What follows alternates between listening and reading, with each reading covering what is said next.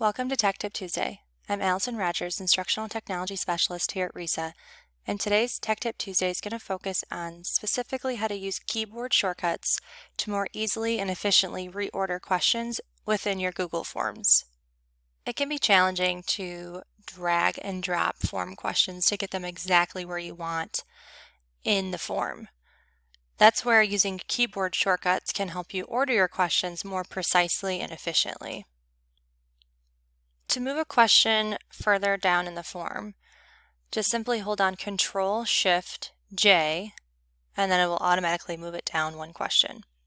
The same can be said for moving a question up, except hold down Control-Shift-K to move it up. And for those of you using Mac's, Command instead of Control. So let me show you how this looks in a live form. So here's my sample form, and let's say I want to move this question down.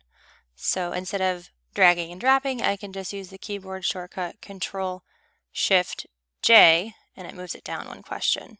If I want to move it back up, I just hold on Control-Shift-K, and it moves it back up.